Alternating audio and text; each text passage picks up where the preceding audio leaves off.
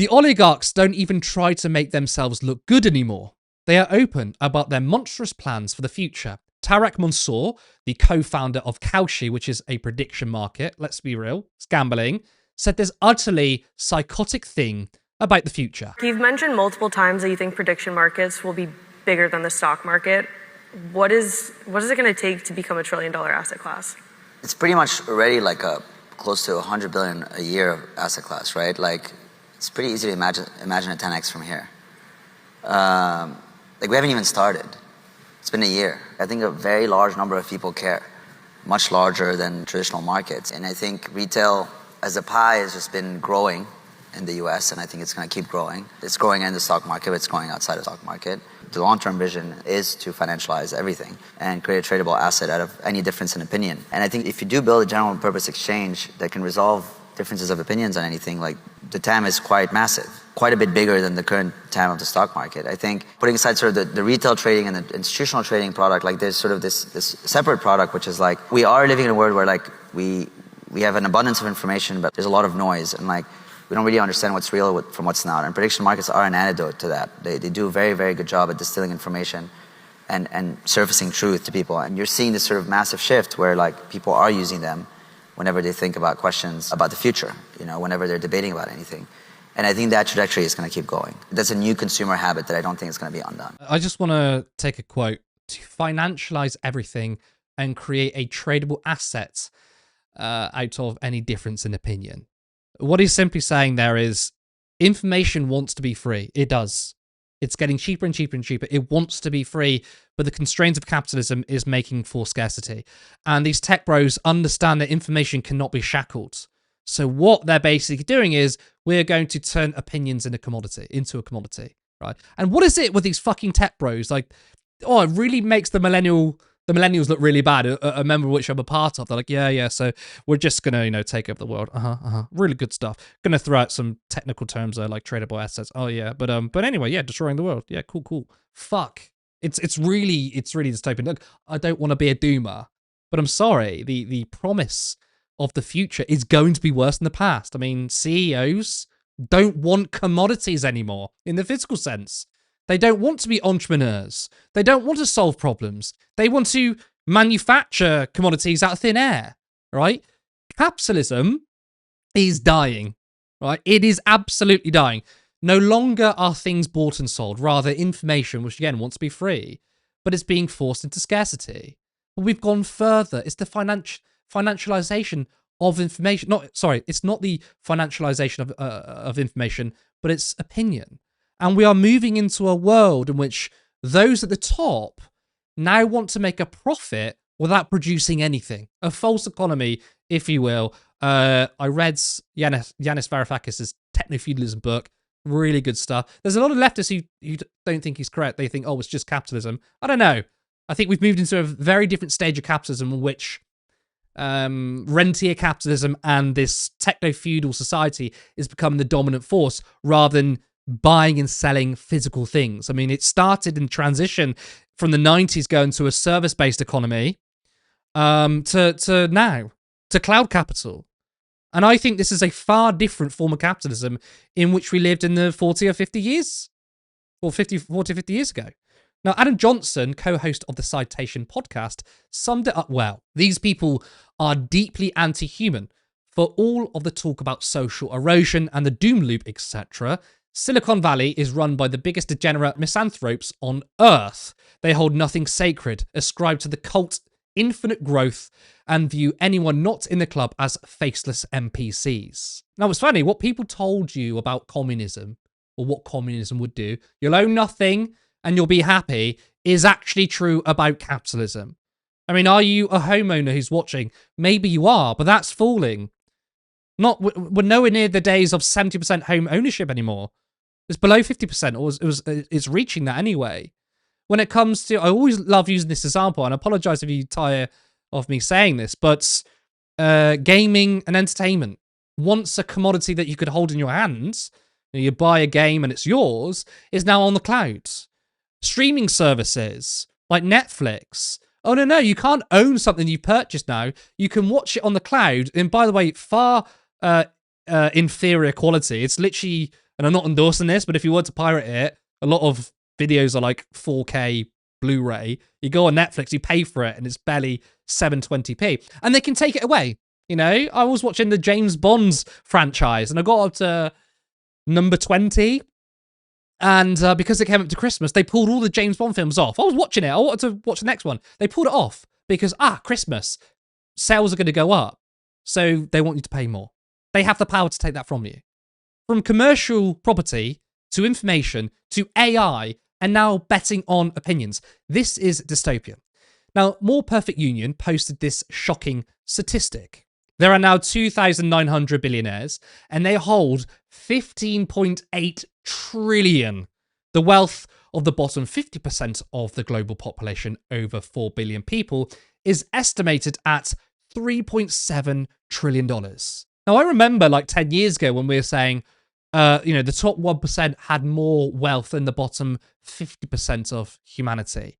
And I would go, oh my God, that's nothing now. That's nothing. Like the 0.1%, 3,000 billionaires have quadruple the wealth of 4 billion people, which is half the population.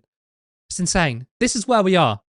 The wealthy have already accumulated capital and then use that already accumulated capital to acquire more. It has utterly spiraled. So put down your sci-fi books, put down your romantasy books, and please bloody read Marx, or at least watch videos that explain it. Kevin, are we that close to dystopia? I mean, I don't think I've ever heard more of a depressing thing than financialize everything, turn opinions into tradable assets. Well, this is the inevitable outcome of capitalism. Simple in its red and tooth and claw, okay? The phrase that was used by the person you quoted from the podcast, infinite growth. That's the thing you need to bear in mind. Capitalism needs infinite growth. It needs constant, ever-growing growth, right? And that can't happen.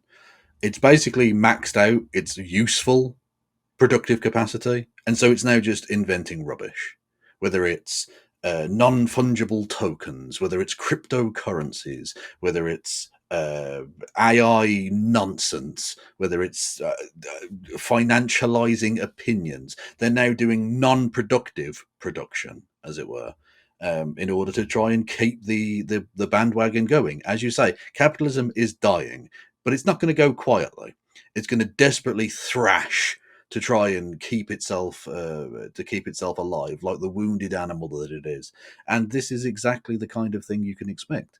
The kind of joke suggestions by libertarians in recent years of things like privatizing the air that we breathe and things like that are becoming more and more believable, because that's exactly where these people want to take it.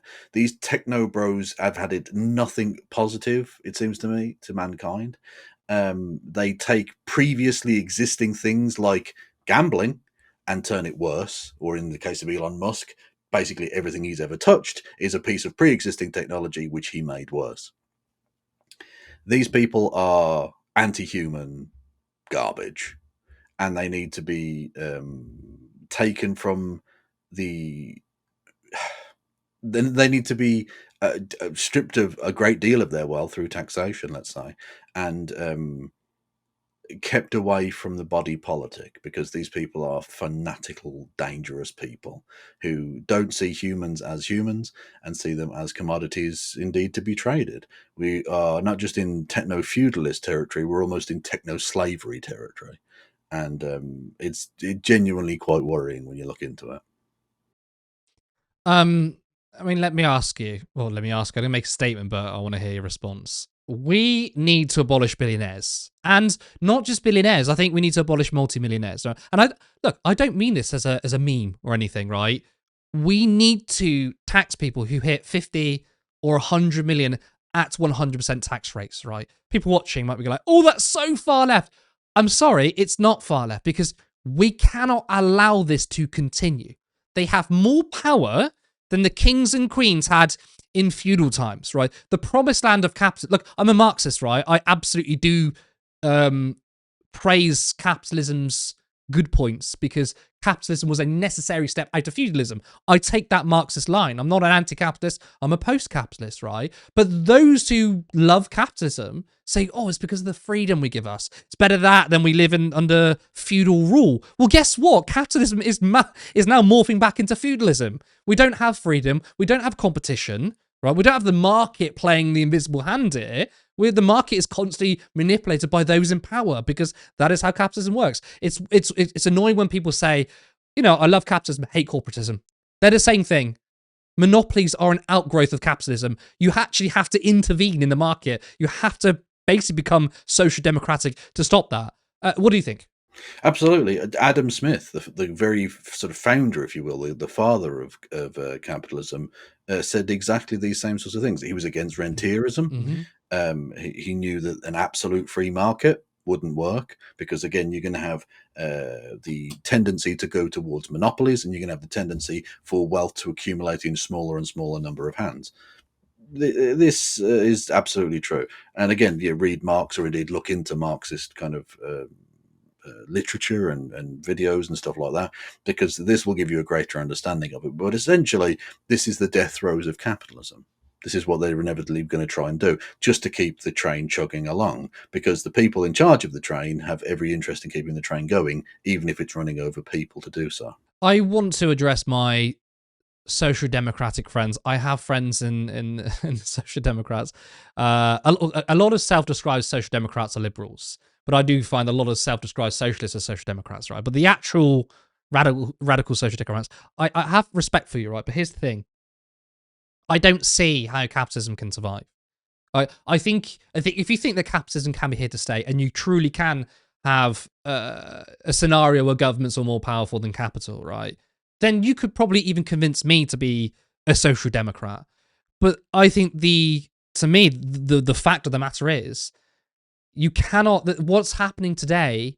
I mean, the UK, the West, the US, we live in social democracy, and this is happening, right? Capital is always going to be stronger than the states because the state is infiltrated by capital. You have politicians who work in the state and government are friends with capital. I don't think it's possible to ever have a society with this amount of wealth where the state is more powerful. Therefore, I think you have to be either a socialist or post-capitalist, because I don't think the promised world of the 50s, 60s, and 70s, the golden era, shall we say, that's never going to come back. So I do question those who say, I'm not an anti-capitalist, I'm a class war social democrat. Again, I respect you for being a class war social democrat, right? But I question how you believe that capitalism and capital can somehow be constrained without transcending the capitalist system. Open to hearing the argument, by the way. But no, not just that, but I think the transnational nature of it as well is important. How can one nation state deal with a company that has more money than it and operates across essentially a borderless landscape of digital money transfer? You can't. You realistically can't. When you have Elon Musk essentially able to buy the American election, how does the government of Ghana stop him? You can't. They realistically can't do that. Capital has become far more powerful than the possibility of government to stop it. yeah. And so either government or the people, for which the government supposedly represents and stands, need to stop it. Otherwise, it will stop people.